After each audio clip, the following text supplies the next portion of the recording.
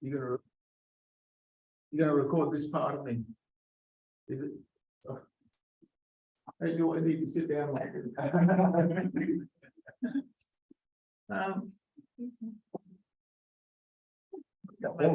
hold it. Yeah.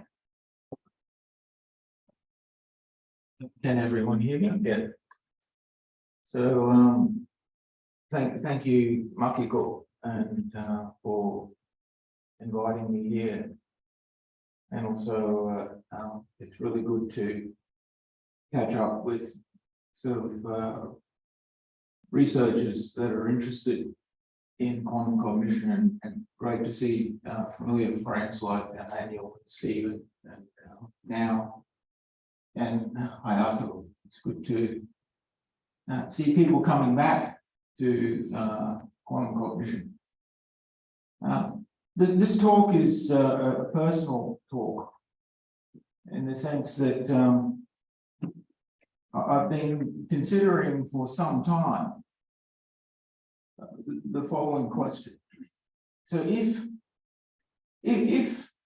cognitive phenomena, quantum-like, in this case the subject is quantum-like contextual, but more generally if they're quantum-like, the inevitable question is what does that say about the nature, underlying nature of human cognition? So far we have seen some sophisticated mathematical models which are really important, and without these mathematical models we can't advance the field. But I think we shouldn't lose connection, we shouldn't lose sight with what is the nature of the underlying reality that we're dealing with. For those who know the history of quantum physics, this has been an ongoing investigation in the area of quantum foundations. So some of the founding fathers of quantum physics, Bohr and Einstein in particular, they were concerned about this question. The quantum theory was developed and as we know became highly successful. We can understand how to use it to build lasers. We can understand how quantum theory can give us some insight into how stars form.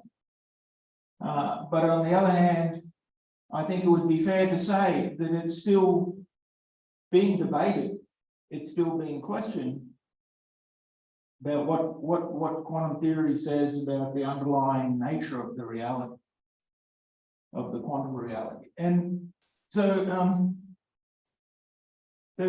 Jerome and I are writing a second version of the book that we published 10 years ago. And one of the chapters that I'm writing is on the philosophy. So when we originally wrote the book, the quantum cognition was too new. So we didn't have any real understanding about what is the appropriate philosophical position that we should take. Right. And so this talk really is, I think, some of the essential thoughts that I've had about, okay, well, if we have cognitive phenomena quantum-like, what might that say about the underlying cognitive reality? And I've been discussing with Andrei Krennikov, and one of the papers we recently published in this area, I showed him the reviews and we were discussing it. In some ways, he said that this what we're doing is like cognitive foundations. So Andrei Krennikov is interested in quantum foundations, but we need also to understand the cognitive foundations. And I think one of the things that I'd like to stress from the beginning is that this is sometimes necessarily a philosophical, but also something ontological. but we need to say something about the very nature, what the very being is of these cognitive phenomena. Because if we don't have that understanding, then what happens is that our mathematical abstractions lose connection or aren't grounded in that understanding of the very being of the thing that we're trying to model. And the final thing I want to say, sorry for this lengthy introduction, is that I think some of the things that I'm going to show you are going to be controversial. These are, I hope that some of these thoughts are going to test you, and you might disagree with them, or you might intellectually resist these ideas. But they are, at my point, I'm not settled on this yet, but these almost like intuitions, underlying intuitions about that this may be an appropriate way to view this cognitive reality. So let's start. So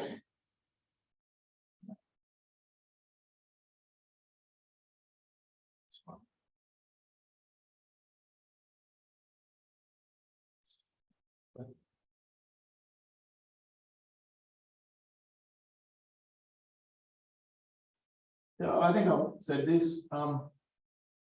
If cognitive phenomena, quantum-like contextual, what does it say about the nature of human cognition, or what's the nature of the underlying cognitive reality, and what philosophical position is appropriate to take? Because I think we can't address these questions unless we say we need to familiarize ourselves with appropriate philosophies. So this is a paper, for those that are interested, that covers some of the things I'm going to talk. It recently came out in Cognitive Psychology. This is the first paper, I think, that in a way we hope made the notion of quantum-like contextuality accessible to an audience that's outside of physics. So the first part of the talk will be to talk something about quantum-like, what contextuality is and what quantum-like contextuality is in cognition. But excuse me, the examples will be simple. I won't go into the mathematics. I'm going to use quite simple examples as analogies and metaphors. And please remember, these metaphors and analogies are never the actual reality. They're necessarily imprecise, but I'd rather convey with you in a simple way what the underlying intuition is, even though there may be some level of imprecision. So, so let's just say something about contextuality to set the scene. So the first point is contextuality is really something that is being heavily studied in quantum physics, and particularly in quantum foundations. There's still quite a lot of papers that are being written about it. There was an article that came out in Nature that some years ago, and saying that contextuality was actually the power behind quantum computation, and it continues to be an item of focus. But it's something that's quite subtle, so that, and particularly here, I'll give you a warning that contextuality is somehow related to context sensitivity, but it's not. The normal notions of context sensitivity, it's not that. So contextuality has a quite has a particular characterization, has a particular conceptual grounding inside quantum physics.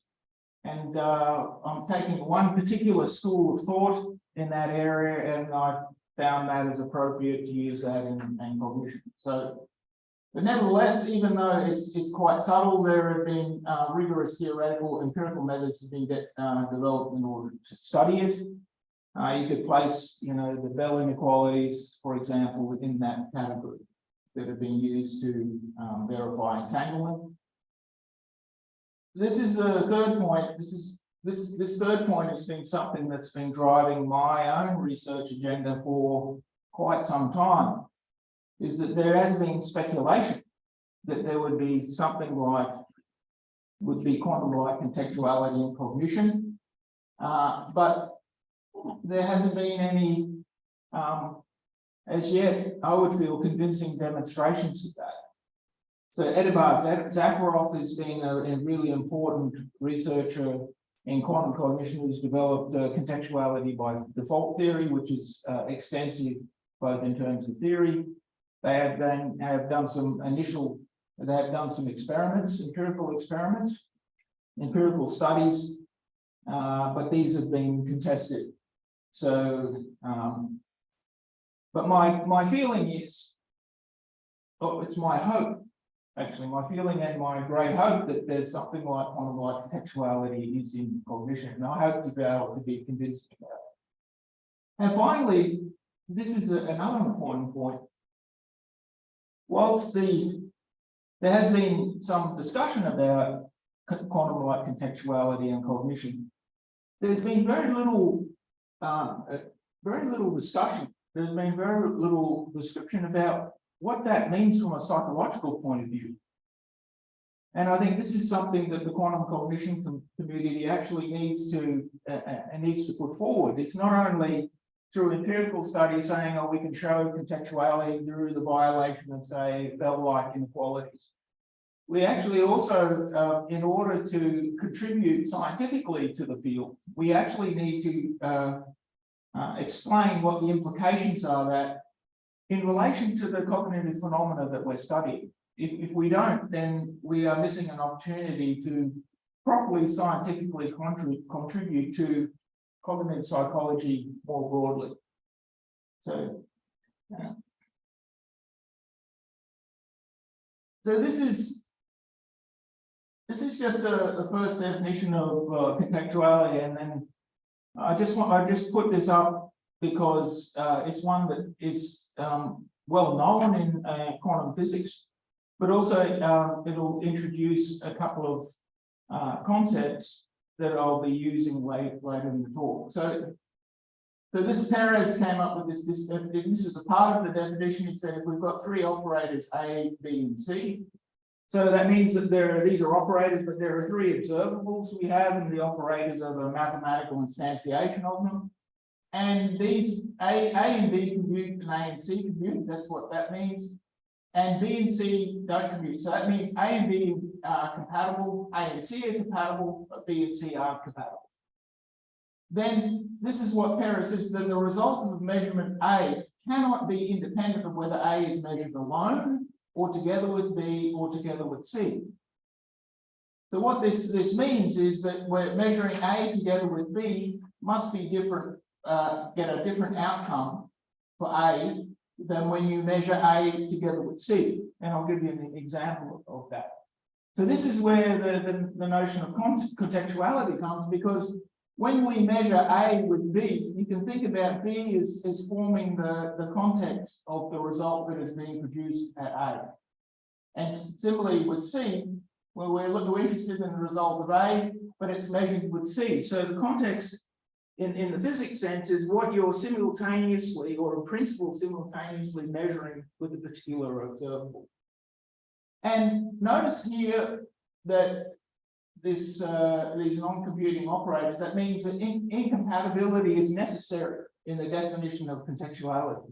This is something that Andrei Krennikov recently, maybe in 2020 or 2021, came up with a paper arguing that if we need to, any meaningful definition of contextuality must be predicated on incompatibility. And the reason why that's important is that there has been studies that in quantum cognition and everything outside, where you get violations, say, of the Bell inequalities, but there is no convincing demonstration or convincing argument there's any incompatibility involved. And so in the quantum cognition community, there is still debate about that, is that some would say that no incompatibility is required. All you need is a violation of usually of sort of Bell-like inequalities, which shows that the joint distribution can't be formed, and that is enough to demonstrate contextuality. In my personal point of view, feel that I agree with Krennikov that Contextuality is an important notion that is predicated on incompatibility.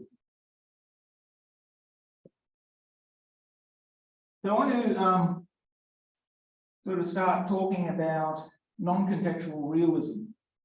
And when we've got an understanding of non-contextual realism, then we can start to understand about the reality, the nature of the reality where non-contextual realism doesn't hold. So this non-contextual realism, you can think about this as the everyday realism that the common sense understanding of the world. So here we have like an ivory ball, and you can imagine, you know, if you're pulling, you've got an urn of balls, you're pulling balls out of the urn. Some of them are large, some of them are small, some of them are made of glass. This one is made from ivory, because where I took this from is that in 1862, George Boole wrote an article that laid out the principles of probability theory. He called it conditions of possible experience. And in that, he describes pulling out objects out of an urn, like we teach probability theory at school. And you come out, there's a red one, there's a red one, there's a blue one. They may have a different shape, they may have a different size. But reflect on what your assumptions are behind that. In the non-contextual realism, which is behind this, is that before you pull the red ball out, it's red before we even look at it. Right? So if we pull the blue one out, it's blue before we observe it. So that means that we assume that the objects out there, they have pre-established, well-defined properties. And then what we can do is we can pull them out, we can observe them, and by observation, we can establish what those properties are. So, and the other thing is, in non-contextual realism, is the value of a measurement of a property is independent of the measurement of other properties. So when I pull out a ball, I can see its color is white, and I can also establish that it's made of glass. So those two observations are independent of each other. So that this next one,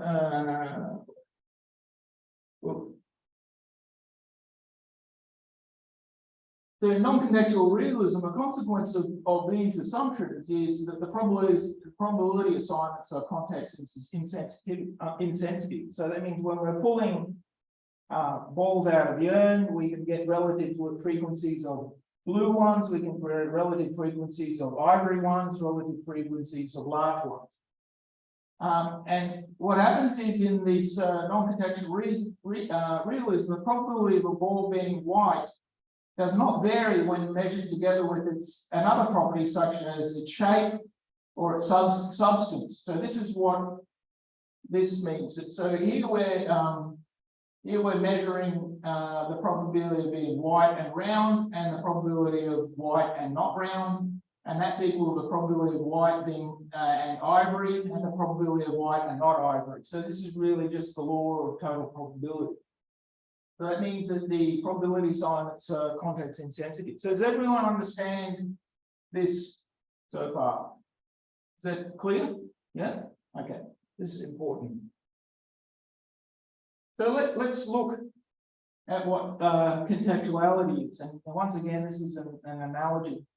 So it's not perfect. So imagine we're not dealing with a quantum reality, but we're doing some sort of experiment, right? So that we're going to look at human beings, and these are like the balls that are coming out of the urn. So we're going to look first at one thing, we're going to measure their eye color, and this is blue, say, and we're going to measure the size of their feet. So we're going to do two measurements on a person in one measurement context, and then in another one, we're going to measure their eye color and how tall they are. Right. So what is contextuality? According, following on from Perez's definition, is the eye color changes depending on what property is being jointly measured with it. So here, when we're measuring the size of the feet, the eye color is blue. But when we're measuring the height, the eye color is brown. Right. So the important point here is that such a change, usually within cognitive psychology and usually within sort of classical science, is that we would think that there is some causal explanation for the change in the eye color, whether it's maybe by measuring the height, it might have some influence on the color of the eye. So I think everyone would agree so much of science is really trying to find causal explanation. But the point is with contextuality that this change cannot be reduced to a causal explanation. This is what makes contextuality quite a subtle notion and quite a mysterious notion. And also there is incompatibility here because we assume here that we can't measure all of three at once: eye color, size of their feet, and how tall they are. So we can only measure two at a time. And so this is quite a quite typical scheme that underlies contextuality of experiments in physics. Is everyone okay with this so far? So, yeah, question? Yeah.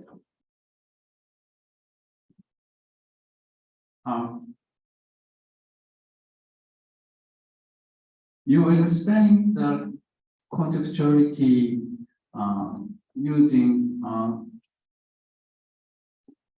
notion of the simultaneous measurement of two observables. Yeah. And in your previous slide, mentioning the Perez definition, but there are some opinion that this definition is not appropriate because you cannot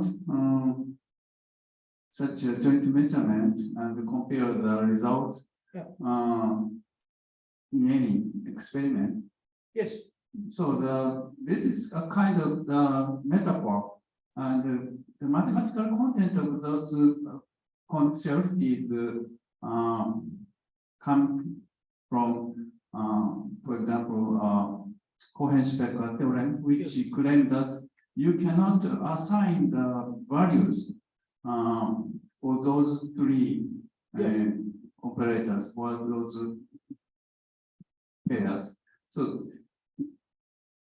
mathematically rigorous statement about contextuality that such an impossibility for mathematical assignment of those values to the observable. Yeah. But if you assume that such a value will be obtained by some joint measurement, then there can be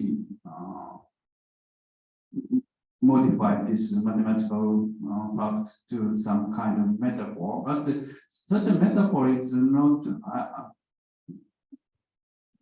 to my opinion, it's not realistic interpretation, because you cannot do such a measurement, but you cannot compare with the value of A in those two cases. Correct. Yeah. Yes. Then you jump to this cognitive situation, and in this cognitive situation, you entirely rely on the joint measurement of the two different properties. So this is some kind of the conceptual jump from the quantum contextuality, mathematically established by Cohen-Specker theorem, but which is not by the measurement. Measurement is some kind of metaphor or heuristic analogy. I think there's no rigorous mathematical formulation.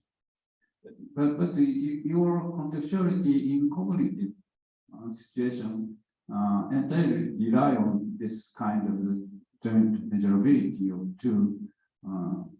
So can you reformulate this kind of the heuristic definition of the contextuality using joint measurement, but instead you don't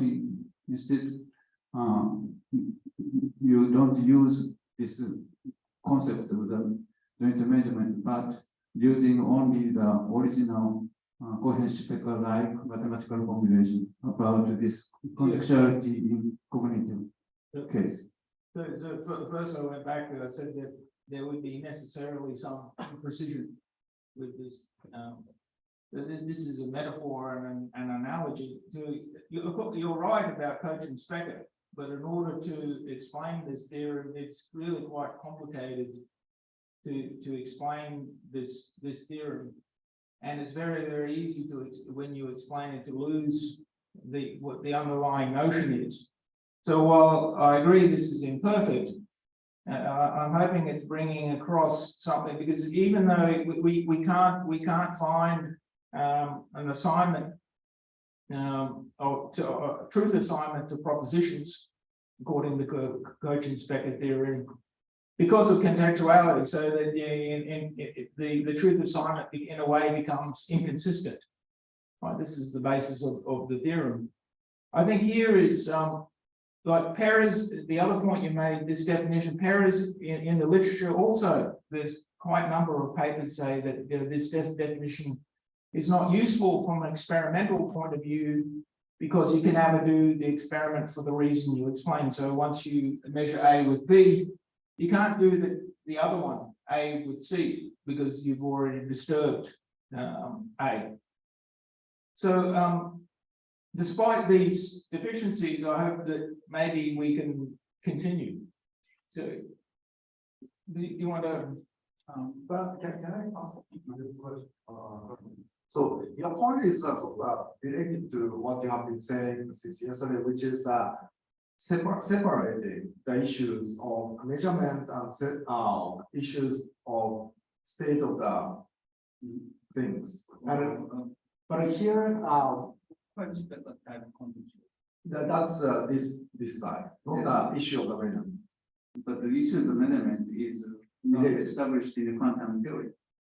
Well, for example, I have some research about quantum measurement, and you talk about the joint measurement of two observers, but two observers are commuting. Yeah. And according to the quantum mechanical formula for the measurement result probability, the joint measurement of two commuting observers is equivalent with the successive measurement of successive projected measurement of A and B. Yes, correct.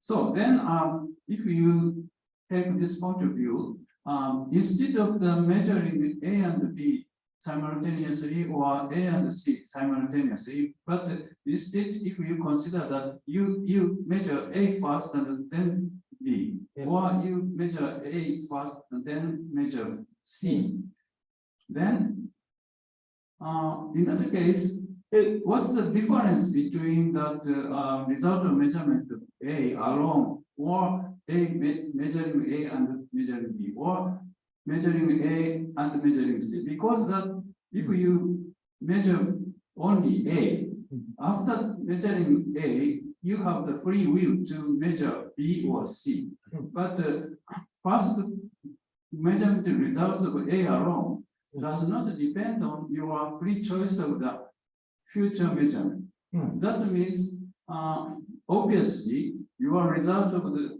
measurement of A with following measurement of B, or you're measuring A following measuring C, or your measurement A alone, there's no difference. So you cannot show any contextuality from your measurement result of observable A in those three situations. If you consider the successive measurement, A first and B second, but quantum mechanics say that such a successive measurement of the commuting observer is equivalent with measuring those two observers simultaneously. So there's no real difference. How do you say? So my understanding is that there will be, because A and B commute. So you can, in principle, so I think the underlying idea is that in principle, you should be able to measure A and B simultaneously. But often in experiments, you don't do that because it's inconvenient.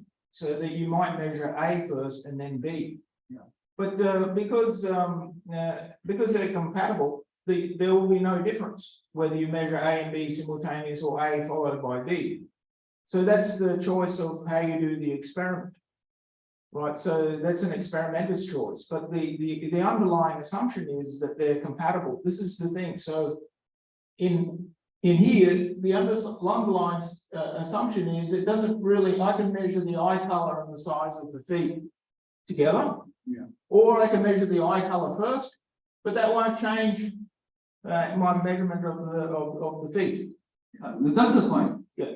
Because of the quantum mechanics, Yeah. The successive measurement are equivalent with joint measurement. Yeah. Simultaneous. This is a theorem in quantum mechanics. Yeah. However, in cognition science, there's no such theorem. So you cannot distinguish simultaneous measurement or successive measurement. But if you use this quantum mechanical theorem in this situation, you can say that, there are two methods to measuring eye color and this the other quantity. Then you can say that, there is contextuality, so that if you measure both simultaneously, then result of the measurement of eye color for first case and second case has a difference. However, if you can use quantum mechanical theorem, such an experiment equivalent with eye color measure first, and then after measuring eye color, then you measure foot or height. Then, but you cannot find any difference of the measurement eye color because eye color measurement independently done first before your choice of the foot or height. Yeah. So if you use quantum mechanical theorem, there's no difference. But if you don't use such a quantum mechanical theorem, but you assume that there's some kind of the notion of the contextuality which is some suggested or you used from the quantum mechanical metaphor, then you can define kind of the contextuality using this notion. But the thing is, this is exactly why quantum cognition research is a challenge. Because we, as you rightly pointed out, we cannot tell with cognitive observables whether they are compatible or incompatible. We can't really tell. So that means that this is an assumption of the experimenter that we have. Yeah. So that means that we can't really genuinely draw on the underlying quantum mechanical theorem because we cannot make such a precise judgment about whether something's compatible or jointly measurable or not. Okay. This is one of the big challenges of doing empirical quantum cognition. Okay, good. Then you should say that. Yeah. We invent new notion of the contextuality in quantum cognition. Yeah. But this is metaphor from the quantum case. Yes. In the quantum case, there's no irregardless equivalence for those two notions. Actually, mathematically proven notion is coherence vector theory, which is independent, which is different from the notion using measurement of the two observables. Yes. Okay, correct. How are we so far? Are we okay? I think this is going to be a long presentation. Yeah. Yeah. I think I'm learning. Okay. So shall I continue? Yeah. Okay. I got lost actually. So I sound like a great point. You lost me. I got lost. Somebody can explain it to me like a video. So there is this, so when we look at like at a higher level, if we take this QT means quantum theory, and the assumption of determinism. So determinism means at each point in time, a property has a definite value. So that's like when we were pulling the glass balls out of the urn. At each point, it has a definite value of color. It has a definite value of shape. So this is called determinism, or sometimes it's called value definiteness. Non-contextuality, this is the non-contextual realism that I was talking about before. And this last PP is called projection. I can't remember what the second P means. But this last one is something I'm not going to concern myself too much here. Is the one-to-one corresponds between the properties that are being measured and the projection operators being used. Or another way, this has been called as faithful measurements, that we can faithfully read off the values of these properties. But the point is that when we form the conjunction of all of those assumptions, so this would be all the assumptions of quantum theory, the assumptions of determinism, non-contextuality, and projection postulate, then we get this upside down things, we get an inconsistency. Right, so this is where we have to make a choice. So how do we resolve this inconsistency? So this is known that this is in a number of papers. It's discussed in this way. Excuse me. Yeah. QT and D already have the contradiction because of the coherence-Becker theory. Yeah, well, exactly. That's why the cognition theorem is one of the things that shows this inconsistency. Yeah. Only QT and D is contradiction. Yeah, but You don't need and QC and PP. You so don't need. well, but this is I'm taking this from papers. This is being discussed this way. It's redundant. Or you can just remove QT. Because of quantum cognition, you cannot assume QT because you cannot show that coherence-Becker theorem and contextuality in the meaning of the coherence-Becker theorem and the contextuality in the meaning of the joint measurement experiment. In quantum theory, those are equivalent, but without quantum theory, there's no guarantee that those two notions are equivalent. So if you consider those notions in cognition theory, then you should eliminate QT in this formula. Yeah, but I haven't gone to quantum cognition yet. But I haven't started quantum cognition yet. I'm just using the quantum theory. if you use quantum theory, QT and D already have the contradiction. Yeah, but You don't need NC and PP. maybe, but this is I took this out of some papers that were presented this way. Okay. Okay, so I'm just I understand what you're saying. Okay, thank you very much. So what has been pointed out. So how do you deal with this contradiction, right? So one approach is to let go of determinism, right?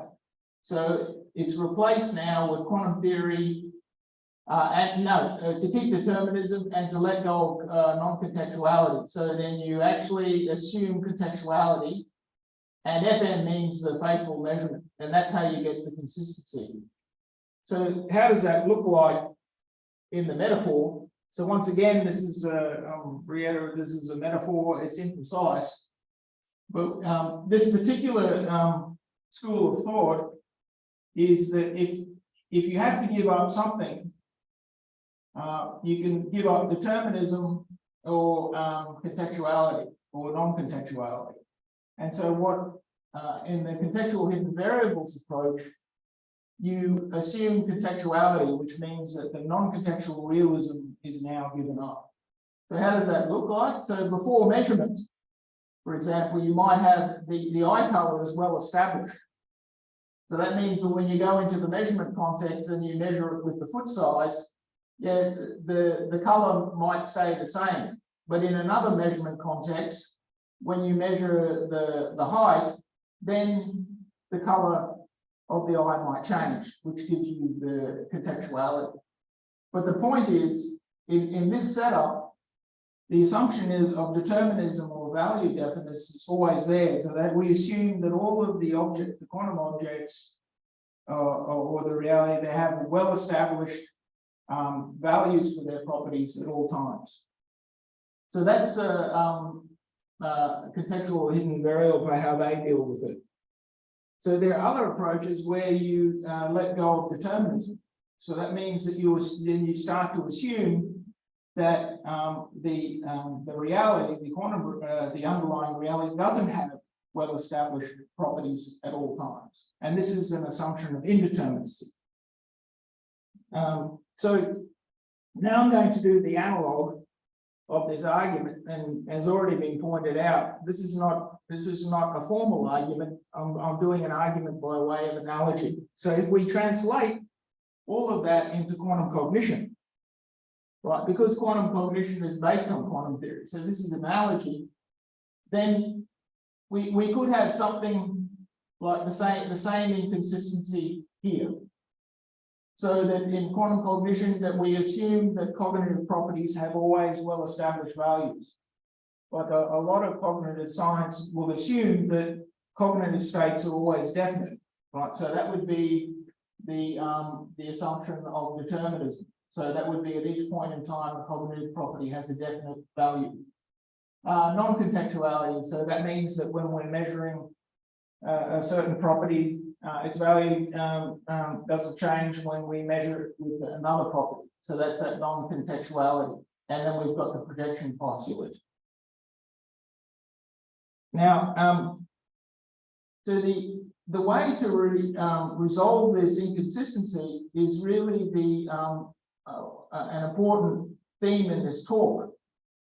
So that if we have this underlying inconsistency, the question is that whether in quantum cognition we let go of determinism or we let go of non-contextuality, just like in by analogy of physics.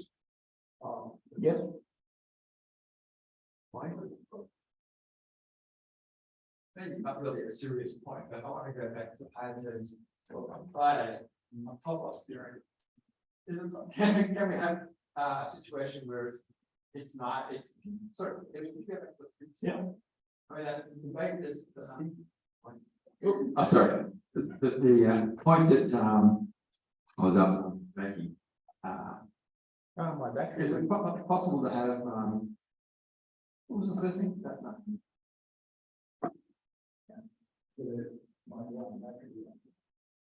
What was the first thing? What was those two terms in that thing? Determinism and Non-contextuality. I know, first two.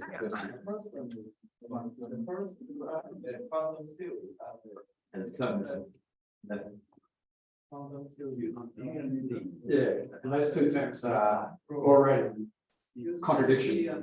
But is it possible to have a state, intermediate state, like in topos theory, where you have we're not sure whether it's one or the other. Maybe just to clarify the situation, I can some comments. I agree, completely agree with Masanao, but I understand what Peter would say. I think the quantum QT, quantum theory should be reformulated by quantum experimental result or something. So quantum theory as a theory already contradicts the determinism by Cohen-Schrecker. And more generally, there are some experiments also, but I think that Yes, if you use the term quantum theory, then it implies some mathematical theories of quantum theory. So it is known that it contradicts determinism already. So and then you, I think what you want to say is the main quantum cognition, like so cognitive phenomena, which is very analogous to quantum theory. Then maybe yeah, because it's okay. In his later slide, QC is related as QC. QC. Then The QC is not the theory, not the kind of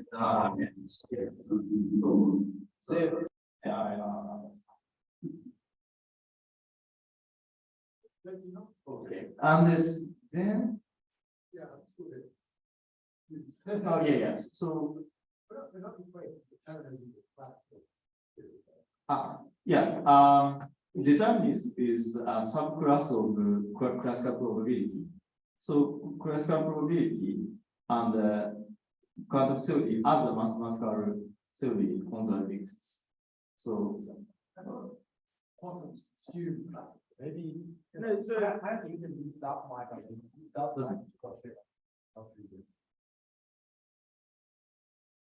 Probably just my confusion, but I thought quantum subsumed classical as a special case. Right. So So this determinism is at each point in time, a property has a well-established definite value. That's what determinism means. So there are different notions of determinism. This is actually an unfortunate term, but in some papers they use determinism. Sometimes they use value definiteness. And I think to go back to Hayato's comment, there is quantum physics, like if we go back to this.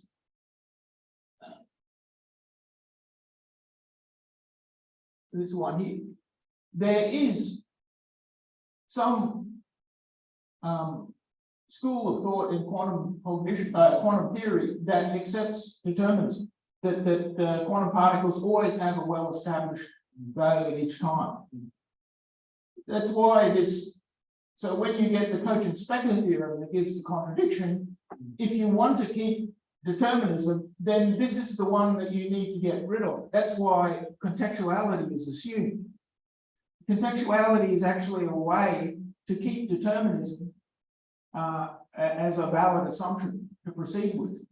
There are others in quantum theory that says that phenomena are indeterminate, so that they don't assume determinism. This is actually the reason why I'm bringing this up is exactly how this arrived, because when we wrote the paper, I was assuming that quantum theory always assumed indeterminacy. But there is a significant number of researchers that assume still in quantum theory that the quantum particles have well-established values prior to measurement. And this is really comes, to my best understanding, comes from the hidden variable approach to quantum theory. So essentially, in order to resolve the quantum inconsistency because of the Cogent-Specker theorem, you have a choice. Like quantum theory has these axioms. In order to, you have to give up this one, assume indeterminacy, or you can give up this one, or you might give up both. yeah. Do you understand? Yes, but I stick to very deep, maybe as a mathematician. Yeah. If you use the term quantum theory, not the quantum experience or quantum phenomena, quantum theory, then quantum theory is some kind of closed mathematical theory. Then it can be proved the contradiction between quantum theory and determinism. I think what you would say by the term QT is some kind of quantum phenomena. So maybe I need to go like this. This is not my work. I took this out. I understand, and I think this formulation is confusing. I know you understand, but it's a kind of misleading because quantum theory has a kind of mathematical formalization, and the hidden variable people want to make another set, which preserves determines for something and coherent with some phenomenal kind of thing. But you see what I I understand what you're saying. And moreover, even if you eliminate QT, but to be coherent with some experimental results, it is quite difficult in this case to avoid determinism indeterminism. It is known also. But for QC case, it's okay. So my understanding is that, as I said before, there is a school of thought that tries to hold this together with quantum theory. Like of course I know, but it's not your fault, but it's their fault. And can I ask the clarification? So just clarification. The last equation, maybe equation. So there are also QT term, but based on the Saigo-san's utterance, some suggestion. So it's not true. So that's also false. So maybe if we employ the hidden variable, then the quantum series cannot be held. So then the QT should be changed. Maybe it should be QT prime. Yes. Okay. So I need to send some comments to this author. And also, your definition of the determinist T is ambiguous.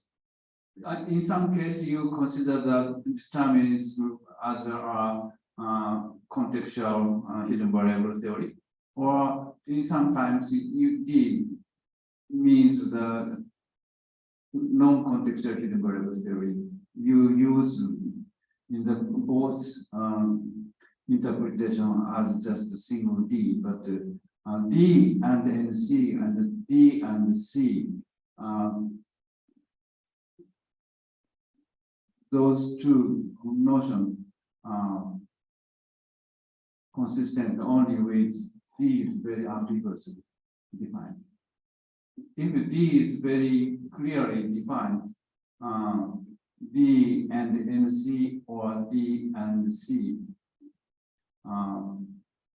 either one is not correct. So I'm not sure I understand. Yeah, contextual hidden variable approach does not represented by D and C. D usually considered non-contextual hidden variable approach.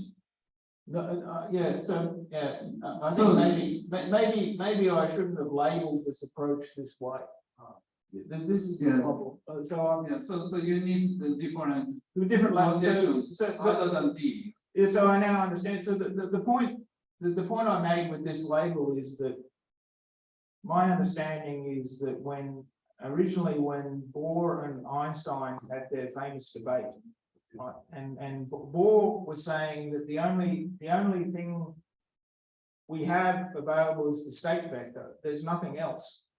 And then Einstein said, no, there must be, we must complete the theory, and then that's why the whole hidden variable theory started. And part of that hidden variable theory is, from my impression of the literature, was to keep this assumption active, so that at each point in time, the quantum objects have a definite value.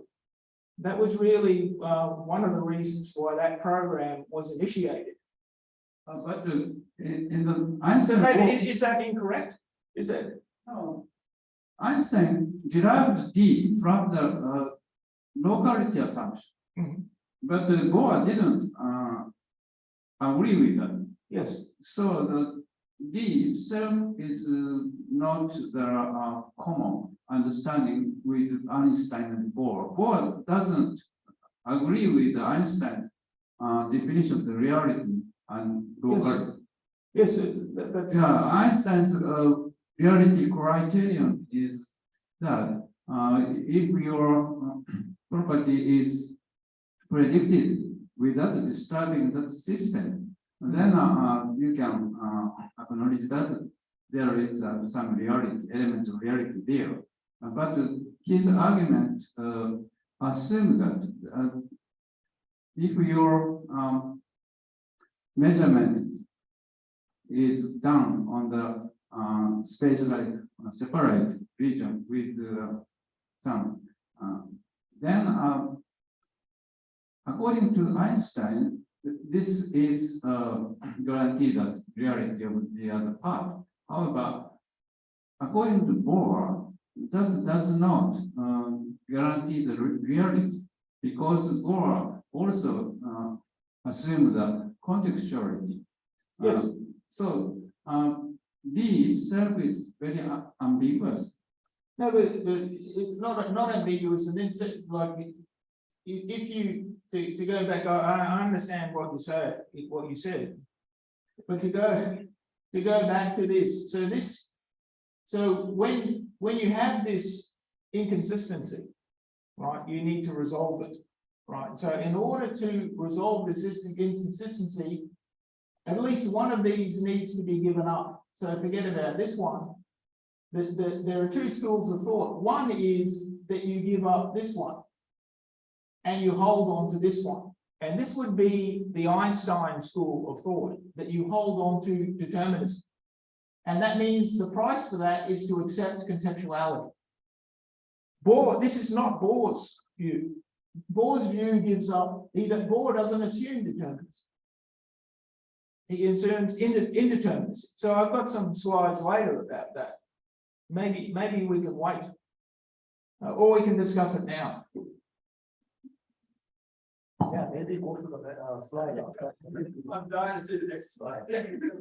So how long have we got? So Peter is probably regretting this equation there, right? But since we're having a very sort of precise mathematical discussion, I kind of want to ask, I suppose it's more a question for the mathematicians. So how does Gleason's theorem fit into this conjunction? So I always thought that in terms of like the fundamental quote-unquote problematic features of quantum theory, we had on the one hand Cohen-Specker and then Gleason's theorem, and I believe we can prove Cohen-Specker and Gleason's theorem, right? So in that conjunction over there, would Gleason's theorem fit in as well or not? The Cohen-Specker theorem and Gleason's theorem is equivalent. Cohen-Specker theorem and Gleason theorem are equivalent. You can prove Cohen-Specker from Gleason's, right? Yeah. But can you do it the other way too? Oh, no, but they have the equivalent conclusion about non-contextuality or no-go theorem about non-contextuality variable theory. Okay, so over there, Gleason's theorem and Cohen-Specker have similar role in that. The same role to derive the impossibility of the non-contextuality variable theory. So maybe I'll continue. So this is using this analogy from the previous formula. So if we have some quantum-like theory for quantum cognition, so what do we do with these other two assumptions here? And one proposal is that we assume indeterminacy, right? So this has always been the basis of quantum cognition, that cognitive states may be indeterminate. And this is going back to the Bohr view. And also contextuality, so that you actually, that we assume, it's useful to assume both. And I'm going to explain why in a minute. So how this looks different from the previous thing. So before measurement, we have this indeterminate cognitive state. And in this context, there the eye becomes blue when measured with the foot size. And in this context, the eye becomes brown when measured with the height. So this is so that the point here is that the cognitive phenomena doesn't have a well-established value, a definite value prior to measurement. So this is the quantum indeterminacy. Okay, so we're okay with that. Any questions? Any questions? Okay, I'm good. Keep going. If you don't measure both property exactly simultaneously, but if you measure eye color slightly earlier than the other property, Yeah. With the, then I think when you measuring eye color, then quantum indeterminacy resolved or collapsed to some deterministic measurement result. yeah. In that sense, the indeterminacy, quantum indeterminacy is resolved when you measure eye color. Correct. So at that point, it has a Then, definite.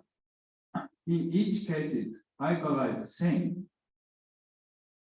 No, no. Because the indeterminacy resolved when eye color is measured projectively, then a projection onto either one eigenspace, blue or brown. But this happens before measuring foot or height. Then quantum indeterminacy resolved the first measurement slightly earlier than the other part.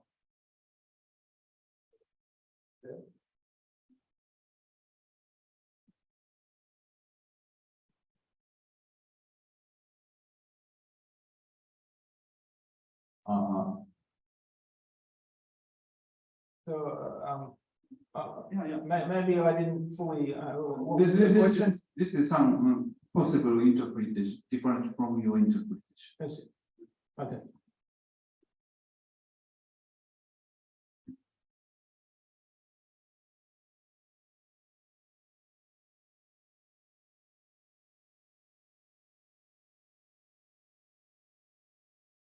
So I want to talk now about this is more an empirical slide to show that how quantum-like contextuality can be shown, right? And so we have the three measurement contexts. We measure eye color and foot size. The other one, we've got eye color and the height, and then we've got foot size and height. So we have three observables, and due to incompatibility, we can only measure pairwise.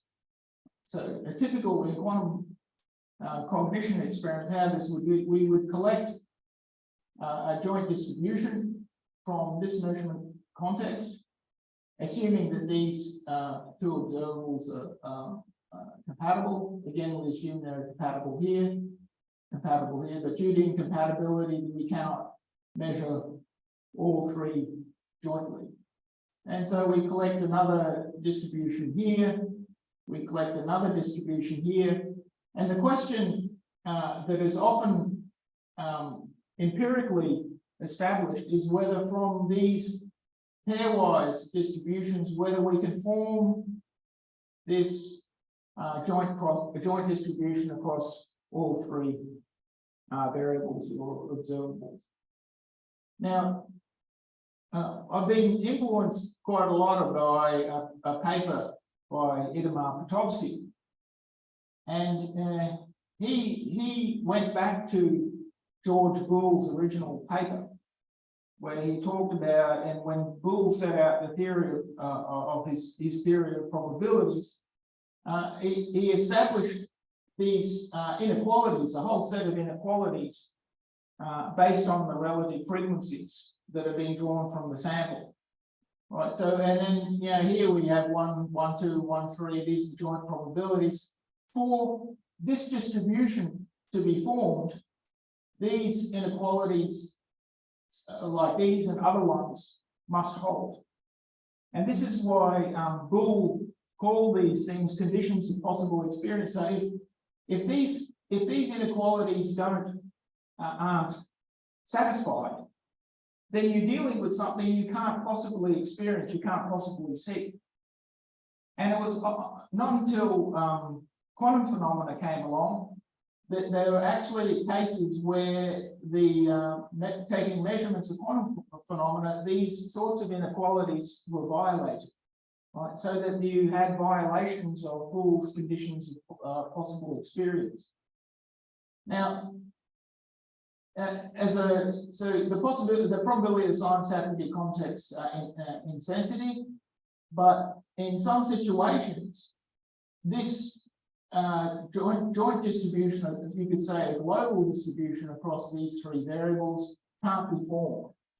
And this is really the basis of the empirical studies that are used in quantum cognition in order to establish that that there is something quantum-like happening. And so we okay with this? Any questions on this slide? No. I tell you, okay. Yeah. Just to make sure, the foot and height also varies in the value in your case. Yes. Yeah, okay. Yeah. So you're doing. Not just eye color. Yeah. So they can all vary. Yeah. Okay.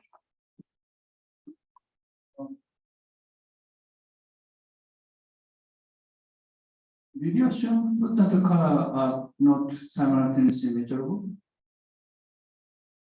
Foot and height are not simultaneously measurable? In principle, we assume they can be. So you could measure the height and foot. I see your point. Previously, you assumed that there are A and B are community, A and C are community, but B and C not community. Yeah. Then in this case, eye color is A, foot is B. Thanks for pointing it out. Like I said, the assumption that now we're not using the Perez definition. What we're saying, the incompatibility means that we can't measure all three at once. We can't jointly measure all three, but we can jointly measure pairwise. That's possible. I don't understand that. So you can't, there's a situation where you have three observables, you can't measure all three jointly, but you can measure pairwise. That's possible. In quantum mechanics, the three observers are, sorry.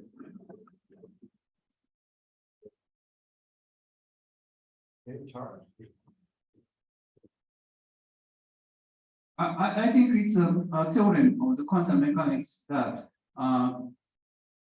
three observers are simultaneously measurable, equivalent with that any pair of the from ring is simultaneously measurable. So if you say that A, B, C are not jointly measurable, then one of the pair is not jointly measurable. So if you say that all three, if you say that any pair are jointly measurable, then all three are jointly measurable. I'm not sure. That's the theorem, quantum mechanics. It's contextual. You very good to say. So I'm very good.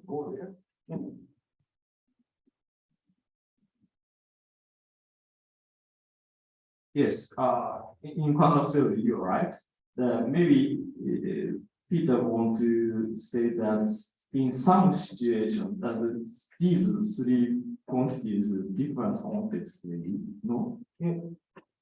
So it's an impossibility to, so it may be in like, I don't know the situation in physics, but I think I can imagine situations in quantum cognition that you might have two observables that you can reliably jointly establish, but if you try to measure all three, it's not possible. because of, for example, limitations of cognition or limitations of working memory or limitations of perception. You can't jointly measure 3, but 2 may be possible. So this is where we deviate from the theorem in quantum theory to the practicalities of quantum cognition. Okay, yeah. So you are deviate from quantum theory, just you were talking about some assumption in the quantum cognition. Yes. Okay.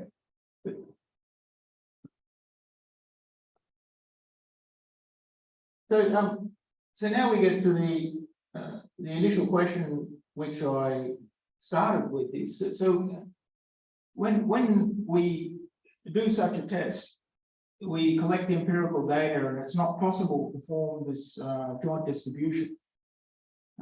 What does that say about the underlying reality of the phenomena for which we collected the data? And this is and the following I'm going to show some quotations from Itamar Potocki, because he really influenced my thinking on this. So here he says, okay, this is out of his paper. He said, okay, so to go back, we've got the experiment, we've got the pairwise distribution, we check the inequalities, and then we cannot form, the inequalities are violated. The question is, what does that mean? And then this is what Potocki says.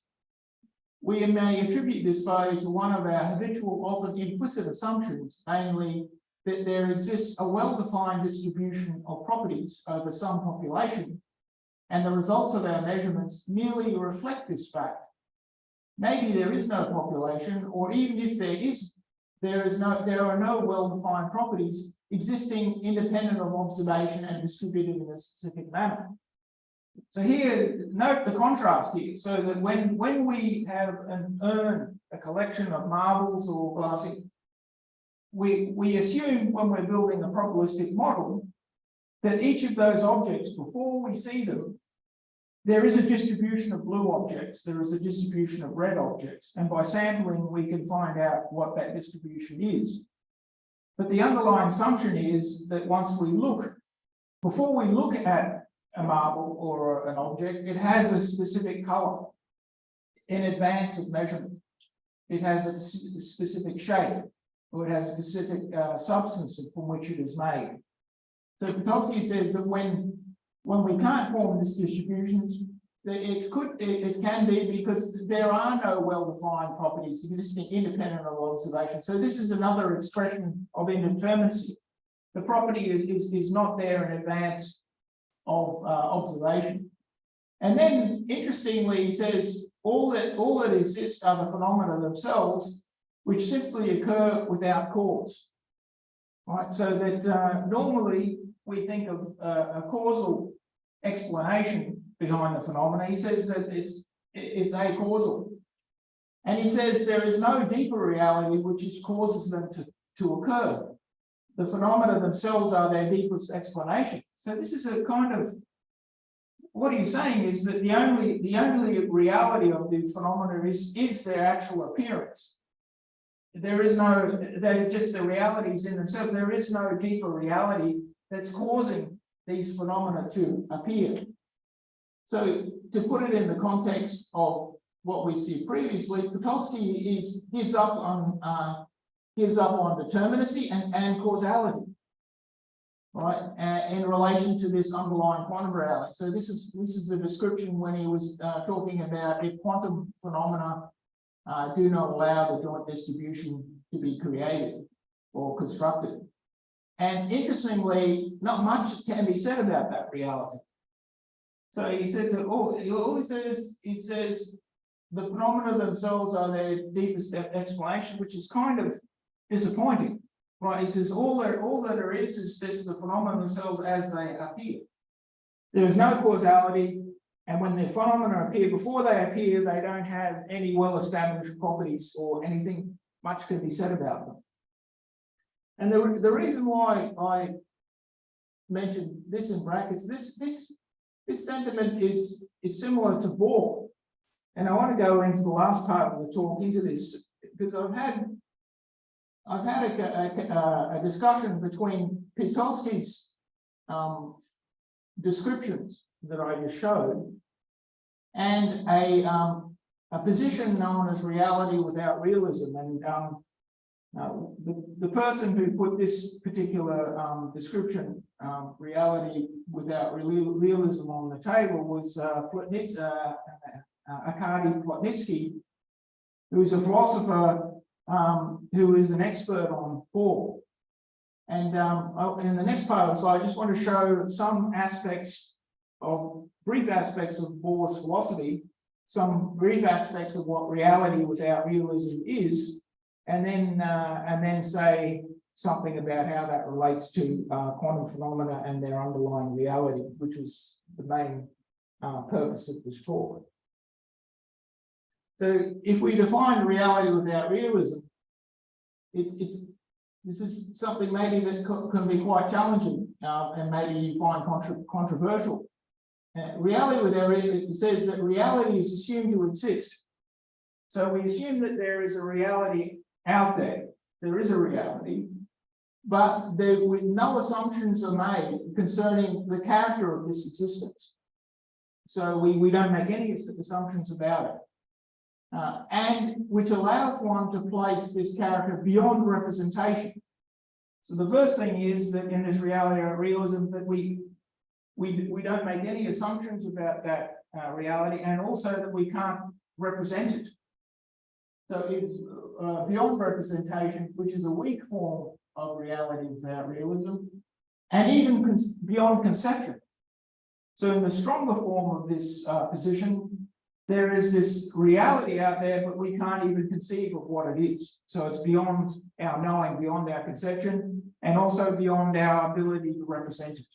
So this is a really maybe a quite unusual view for you, because it's so counter what we know in science. So many scientific theories is when we develop formulae, aspects of these formulae are meant to represent something in that reality.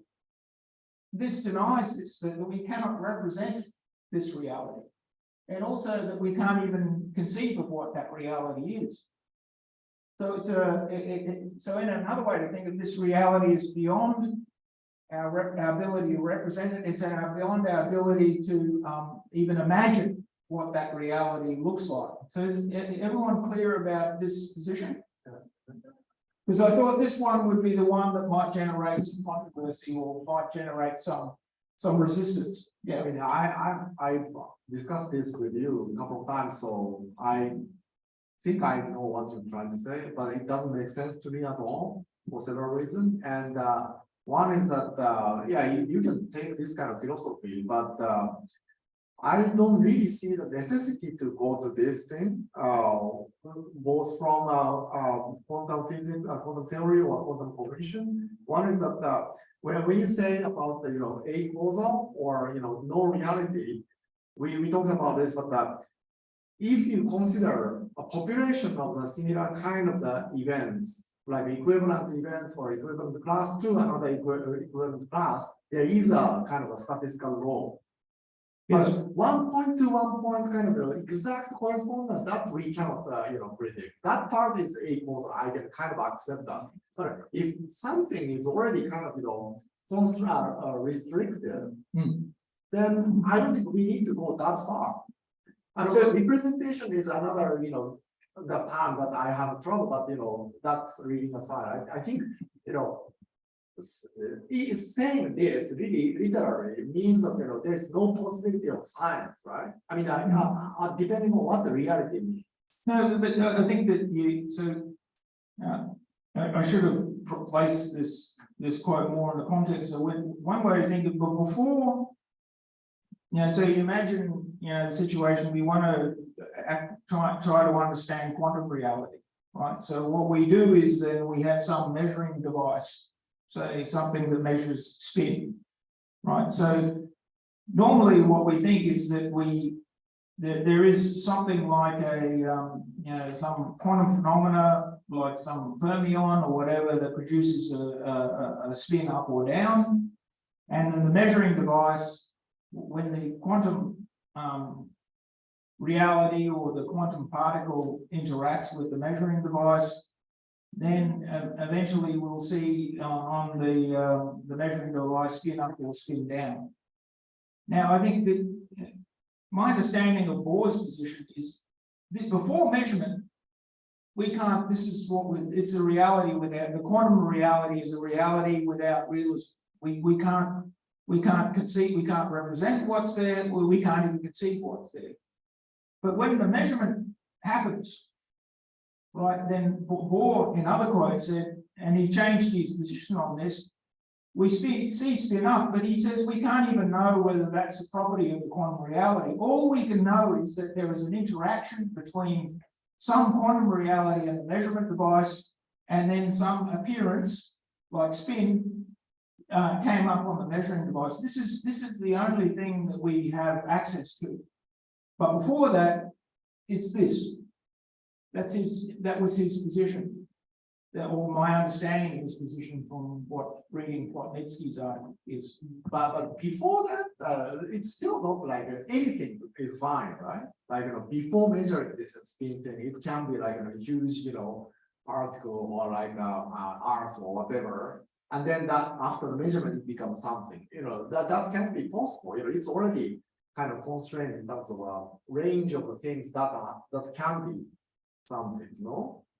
Well, so this is Spin up and down, that's not determined or something that we cannot imagine, but there is some kind of possibility that we so can the question is whether this is the distinction. So there is Michel Bitbol, who's a philosopher of science, said that one way to view the quantum theory is that when we have a state vector, right, the mechanism, for example, say that's not representing the reality in some way. That's a predictive mechanism.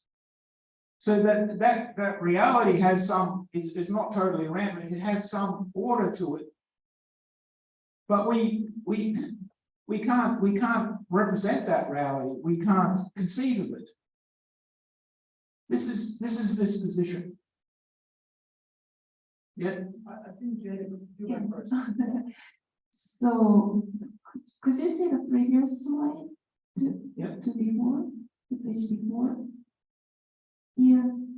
So in my understanding, this slide says that maybe it's the same idea as Jia-san, but when I read this slide, once we decide how to measure the target things, then we can get the distribution. So it's not so chaotic. So there are some rules. So when we decide how we measure something, then we get some distribution, and another measurement we can get another distribution. There are some rules. So then maybe that's totally depending on the idea of realism, what is the reality. But I think there are no chaotic things, some distribution with rules. So then it is too strong, I think. So but that totally depends on the intuition, then we can discuss, but my understanding is that, yeah, how about that? I'm not sure I understood your question. Yeah, maybe that's just a comment. But yeah. Is that similar to Now's comment that there is some sort of underlying order? Yeah. Yeah, but in this reality, I think this is not denying that. Yeah.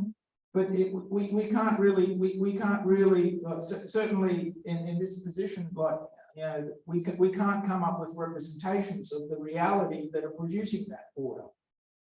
Because we can't conceive of what it is that's producing that order. We see the order when we go into measurements and we collect data. This is what we can see. Yeah, so that's what my intuition of reality is not so determined. So maybe some kinds of indeterminate reality can be possible, I think. Yes. And it's not so chaotic. So that's my intuition of reality. Yeah, but that intuition is not that reality. Your intuition is not is not excluded by this. Maybe it seems too strong for me, but Too strong. yeah, I'm not sure. Thank you. Yeah, I knew this slide would generate problems or questions, yeah. So can I go then to the other extreme and say that at least for a lot of psychologists, that statement seems fairly straightforward. So when we first start presenting evidence for collapse, basically for constructive inferences, a lot of social psychologists said, well, we do that all along, right? I mean, I say we look at a painting, there's no sense that we like it or not, or there's no sense that it's appealing or not unless we're asked the question. So I think for a respectable number of psychologists, I think the position that there aren't like fixed properties, fixed answers to questions in our mind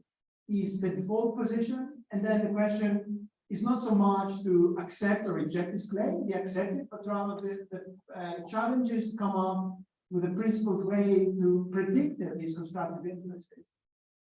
So anyway, I mean, I know, so it's coming from the position of a mathematician or an engineer. Yeah, this seems quite shocking, but in social psychology, at least, it seems to me, at least, it seems to be the default rather than, a sort of thought-provoking statement. The other value of quantum is that we have a system for how these changes come about, for how potentiality is coming to being as a result of decisions or measurements or whatever. Yeah. Yeah, maybe it's a matter of sort of the kind of, glass half empty or half full kind of thing. Constructivist versus, representationalist kind of view. If you contrast that, then it may be seen this way or that way. And I'm not also, saying that, we have all the answers in our mind before you ask. But at the same time, let's say, if you ask about some kind of abstract painting, before I form any kind of information, any kind of final decision, there is some kind of history built into my brain and so on, and the preference and so on. So I can probably give sensible kind of range of answer already before I see it. I could potentially really hate it or really love it, but maybe I never experienced something like a disgusting smell or something. And unless I'm a synesthesia, we can exclude that because there is a statistical answer, scientific laws in it. Within that, how much is determined or not, it depends on the situation. Of course, but I mean, it's down to the question. If I show you a pen and I ask you, is this a pen? I mean, you guys constructed influence. But if I ask you whether you appreciate this in terms of shape or whatever, that's different. So it does go down to the question. I mean, I think yes, I think there will be sort of quote unquote sort of trivial questions for which we have like predetermined answers, but for a lot of other cases, it seems that what you said, I suppose we agree with you, but it's got to be a combination. But this is just too strong. Yeah, but why is it too strong? Well, why is it too strong? Like, well, you're going to be able to explain. There are So well, yeah. No, I guess, I was trying to summarize a couple of things, I guess, like for me to see if I'm understanding like Now's position and now Emmanuel's position. Is it, I mean, from my understanding of what Now is saying, like, I think it's just saying, well, there is like some space that we can define, Right. For which, like, well, let's put it this way. If somebody asks me, would you like this pen? I want to believe, I mean, I can't put a probability 0 on that, but I want to believe that nobody will run away. Right. They will give me some answer. So, I'm going to assume that the space is something like, language that you speak. You probably, I don't know, you probably won't be hearing like an answer in Finnish from me. I don't know anything, about the Finnish language. So there is, a space of things that can happen and a space of things where I want to put like, I want to go really hard and say, okay, probability 0. Like some things like, if I ask you, what is this pen? I don't think the sun will explode. Probability is 0. That's exactly the case. So the problematic phrase is beyond representation or even conception. That kind of animalistic. Because I have a conception and I have some kind of representation that is not one-to-one. Well, so, yeah, but, yeah, okay. But it is, you know, the question is, you go ahead and write it. Yeah. I am big lover of Buddhism, so ultimately, Yeah. I agree this kind of thing. Yeah. But in Buddhism too, we need to step by step go beyond step by step. Yeah, yeah. For example, this Pitorsky is saying, for example, take a term causality, no causality of something. But in Western traditional philosophy, causality is confused about determinism. Yeah. Or reality is reality maybe here, and very hard to say this narrow meaning of reality is confused. So I think that causality in the meaning that without A, B kind of thing is also play a very strict role in quantum theory also. And I agree with now in the sense that for sciences, we need some equivalent relation between the unique events. Of course, everything is unique, everything is changed, everything is. But if you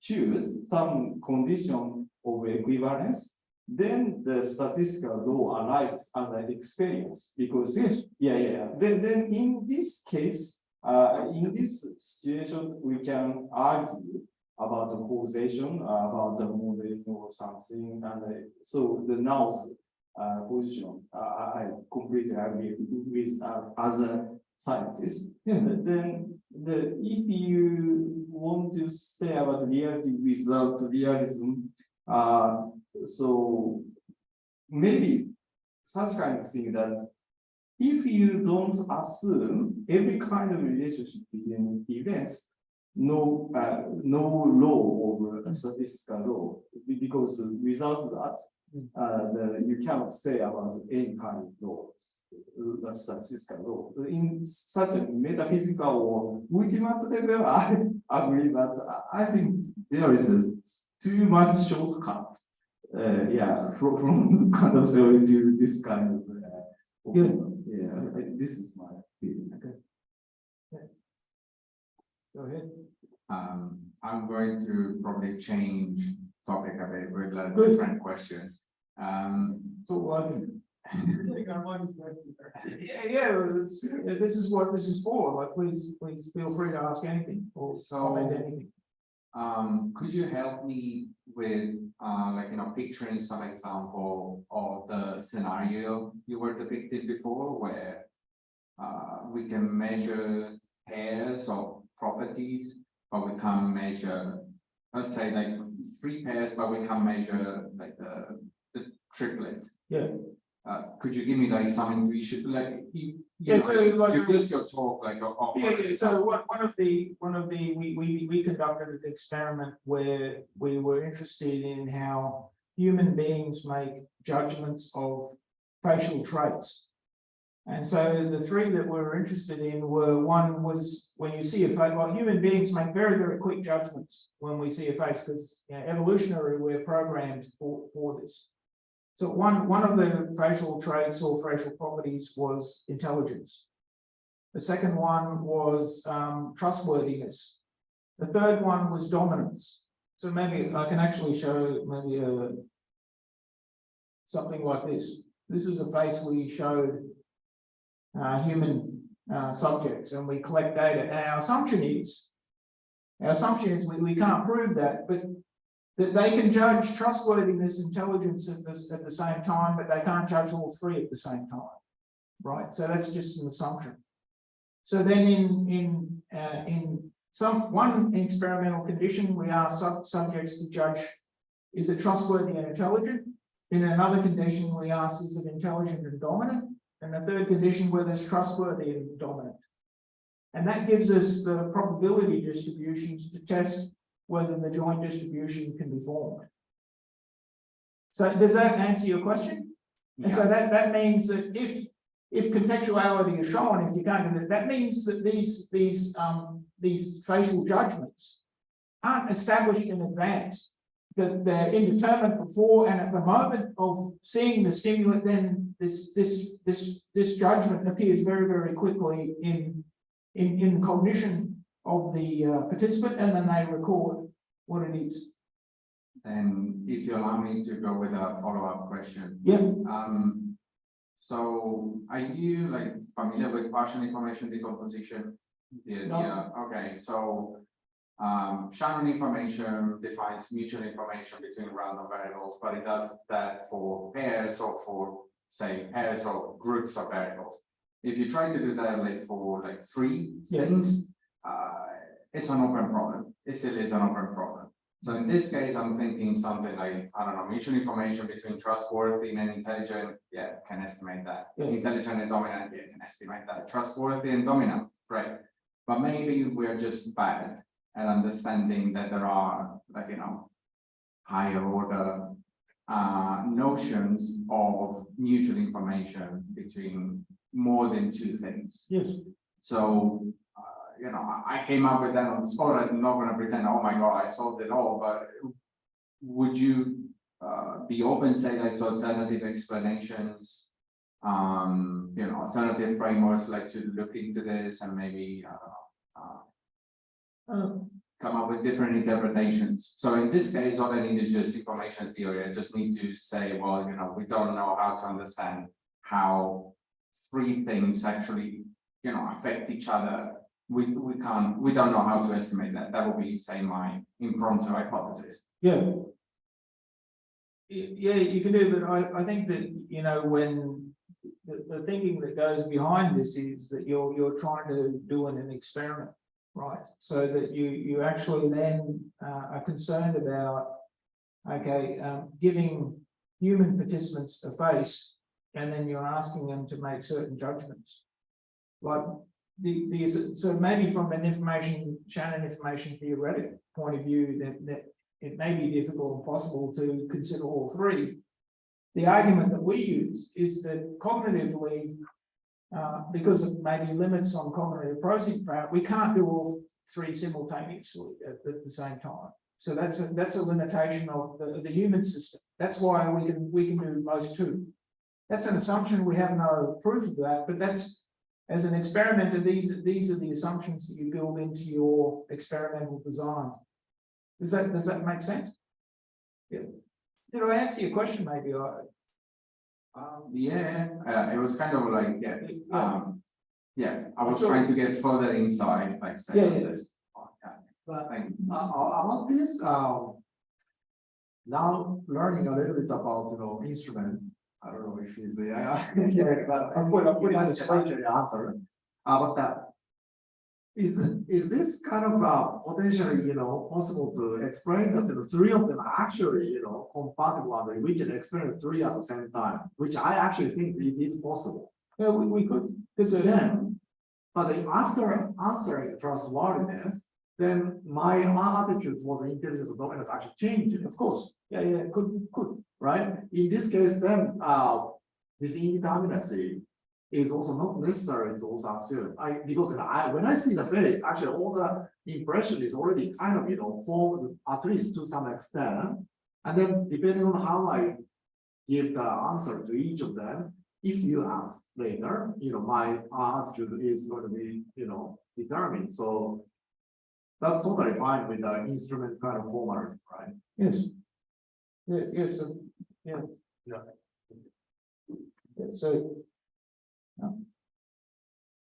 So maybe you still tired? Are you tired, or I've only got 2 more slides? So maybe how long have it?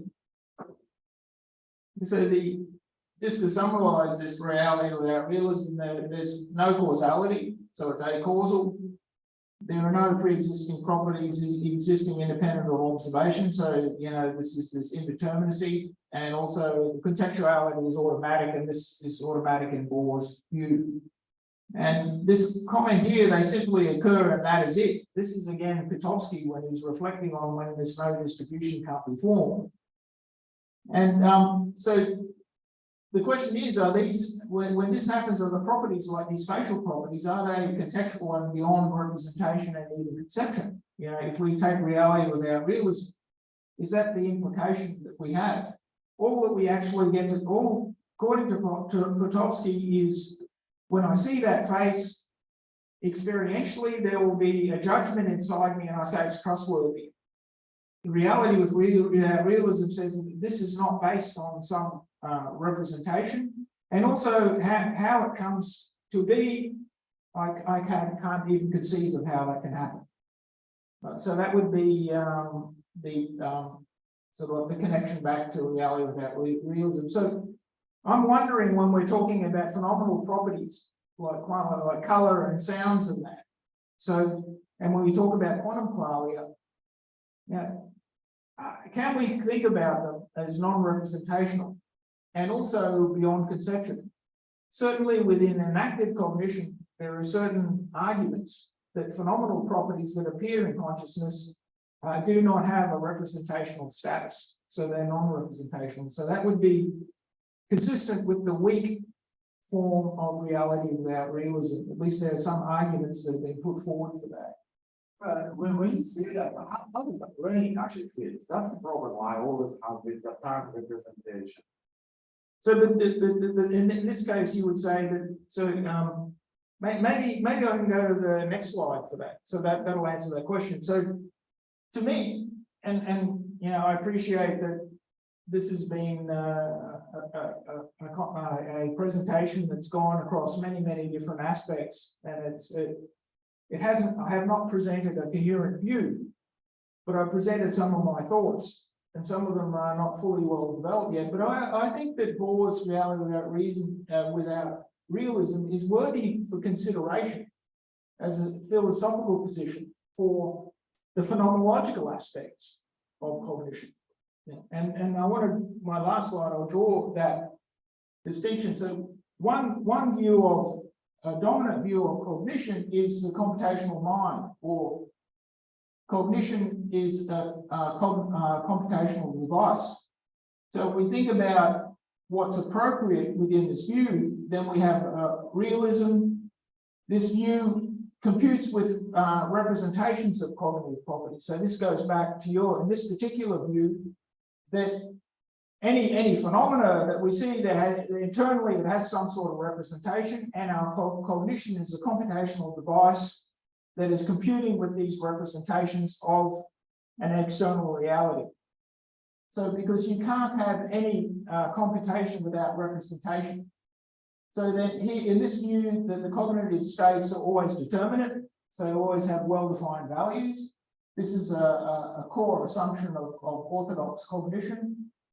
It's Cartesian, so that our mind operates within the bounds of our heads, our skulls. There's causality and it's context sensitivity, and usually we study this particular computational mind analytically. Now, I would say that in contrast to that, we have the phenomenological mind, and this is the experiencing mind. And so this is where I think the reality without realism is appropriate, where it's not about computing, it's about experiencing, and what we're experiencing are qualia or phenomena that do not have a representational basis within cognition. They're indeterminate cognitive states. This is an embodied and active view of cognition. So my cognition is not limited to the brain, but as the whole being that's interacting with the environment. This is where there's non-causality and contextuality is at home. And this is really studied more phenomenologically rather than analytically.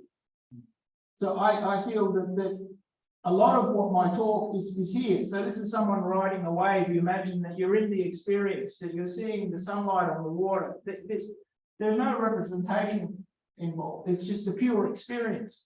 The indeterminate cognitive states, etc., etc. So that's my wish, that and my hope, and also my conviction that I think quantum cognition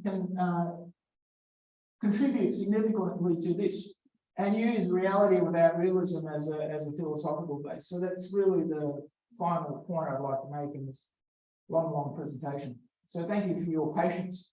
Thank you for your questions.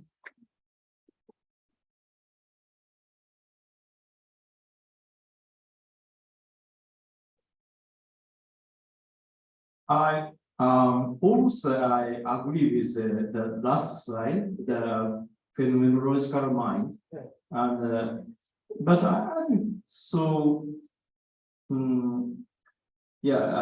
Maybe a kind of repetition, but for example, the reality and value, or the property and value, or determinism and causality, there is some kind of Western confusion.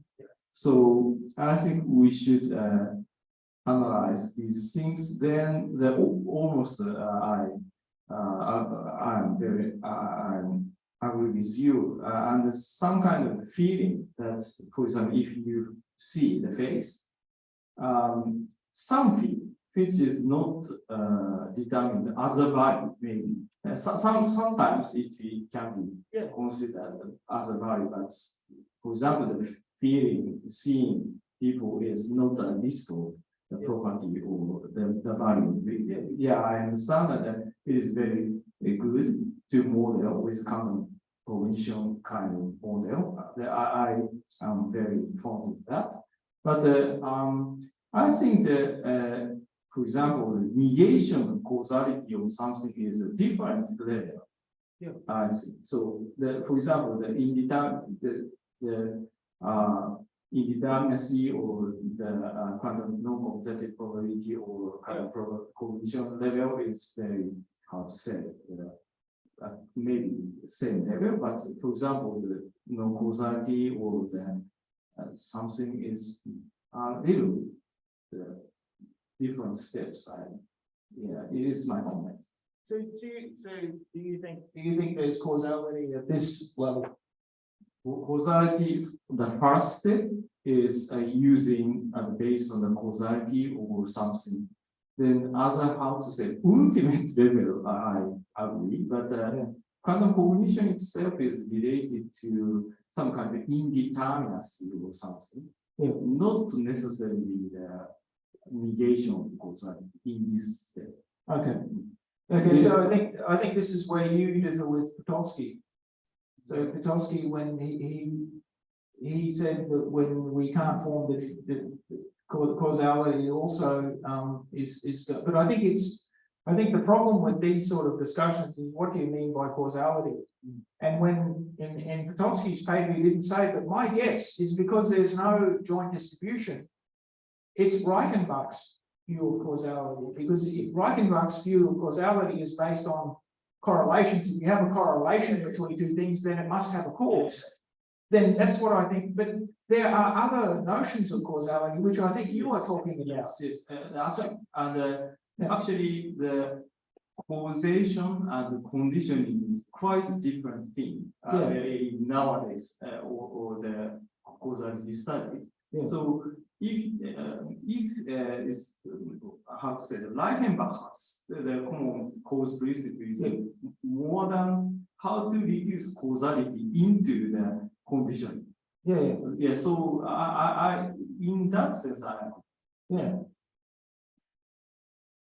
So about this, my problem is that each of these list also is not vertically coherent to me as well. Like I kind of agree, for each component, let's say studied phenomenologically, I totally agree, and then studied analytically is irrelevant for my interest. But causal or non-causal, that part, especially if you start to think about class of things, there should be some kind of causal relationship. So that one I'm more probably on the left side. But embodied and active versus the mind operates within the bounds of the brain. If you start to talk about the contents of consciousness, ultimately, whatever you do with interaction with environment, you can override with things in the brain. So in that sense, I think that it's much closer on the left side. And then determinant and indeterminate cognitive states part, I'm not really sure about that, but maybe indeterminate. And then computing with that part is also, I don't care whether it's going to be computing or not, but it's the neural states and also connectivity that matters. But that doesn't actually fall in between. And then finally, realism or realism without realism. That also, I'm not really sure which one is kind of, correct. Especially the right side is probably too strong. So it's not really, coherent kind of, construct. And also, each component is very, That's what I said, they're my thoughts, the coherent. But I think to make some comments about what you just said, that so the point is ultimately you mentioned the brain, but it is to what degree is the cognitive function relying on internal representations of some form? Right, that's the bit, because if there is a representation, then computation can be defined on terms of that those representations. If you don't have any representation, then there is no computation. This is the cognitivist hypothesis that goes back to, I think, Herb Simon and people like that. I can't remember. Because cognition is a very broad term, like holding things or manipulating things and things like that is also part of the cognition. And then in that case, I'm fine with embodied cognition and activity or whatever. But the consciousness and Korea to include this embodied and active view, that's a problem. I'm saying. But do you feel these qualia, do you think that they have an internal representation? I mean, representation of I don't care, but what's happening in the brain, in the particular parts of the brain, if you manipulate it, you see, let's say, redness and so on. So there is a extremely strong, correlation. But so that can be fine. But if so, there is a position that this is still being debated. Like there is one school of thought says that when we're talking about neural networks, they're not representing anything. It's not a representational mechanism. That's fine. Other school of thought said that they're almost like proto-representations of some form, so that the internal neural net are computing with something. So I think it really, like, I think the point is that when you're talking about the phenomenological mind, it's about the direct experience of something. And my view is that this cannot be based on representation. So the direct experience is a non-representational concern. That's my assumption, my speculation. It's a speculation. And Thank you. So I think virtually like the opposite of now. I'm as much on the right-hand side as I can. Like, I'm as inactivist as you're gonna find in this room. Non-causality is hard to bite. But I think already like mentioned something. And then I want to, check your position on, I know it's the main topic of your talk, but I really want to push on the first point, reality without realism. Do I really need to give up realism to buy into this perspective? Or, could I get like everything else, non-causality, I'm still, but everything else I'm fine with. And I just leave like the first point out. So the reason why, so if you accept on the right-hand side, the embodied is purely the experiencing being. If you accept the view that that experience is direct, it is not mediated by any representation, then you could, and then you're adhering to reality without realism, the weak form, because there's no way. Like when you like take experience, for example, we can't represent that. We can describe it afterwards, but at the moment of the experience, as soon as we represent it, it's gone. So that's very, very aligned with reality without realism in the weak form.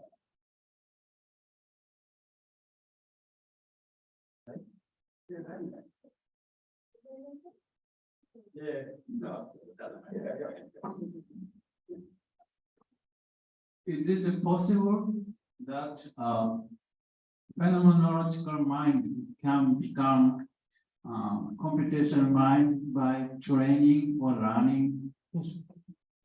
Yes, I think that's what happens. The way the in reality of that mind. Yes, I think that I think essentially, like when you think of a baby, when they first come into the world, all they experience is the different things coming into their senses. Then slowly they start to learn. And then they start to understand the order in the world around them. I think this is where, I'm not denying, this is not an either or. Computational mind is something that we have, right? So that when we will learn internal representations, we will learn schemas, we'll learn categories about the nature of the reality around us. Yeah. But this can be best be modeled from a computational perspective, in my view. And this is the view of a lot of orthodox cognitive science. Then the mind acquire reality by training. By experiencing and learning and interpreting that experience. Then untrained mind does not have reality because of the immaturity or untrainedness or unlearning. That mind can experience the reality, but may not be able to interpret it. It may not be able to make sense of it, but can certainly experience it. So experience and training and learning make reality inside the mind. No, the mind is that which experiences this reality now. What is the reality of the mind itself? That which it experiences, that which it interprets that experience, that which thinks about that experience, that which forms beliefs about the reality in which we deal in, that which learns about the reality we're in. It does all of those things, that mind. The notion of the reality of the mind will change by training or learning, or do you deny the essential reality of the mind? I don't deny the essential reality of the mind, no. Okay, thank you. You maybe just change the indeterminate cognitive state to the phenomenological state, because in the representational / computational theory of mind, the notion of a cognitive state is supposed to be about causal relations between mental states, whereas the phenomenal and so in that case, it would seem to be the phenomenological mind. There seemed to be no distinction there between. See, my understanding of, say, like psychophysics is the relationship, it's the causal relations between the physical states and mental states.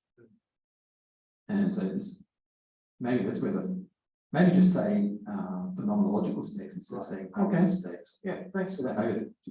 Second or third one. Yeah. That makes more sense.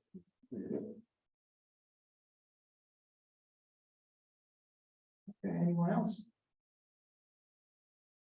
Well, thank you for your engagement. Thank you for your talk. So it spent 2 hours. But I think this was very important for us because we use the same terms, but in a different meaning. So I think it was good to discuss. Okay, so should we take a 10 minutes break? Yeah. Yeah. Then we start from your talk. Yeah. Or Yoda's phone maybe need to be moved. Okay.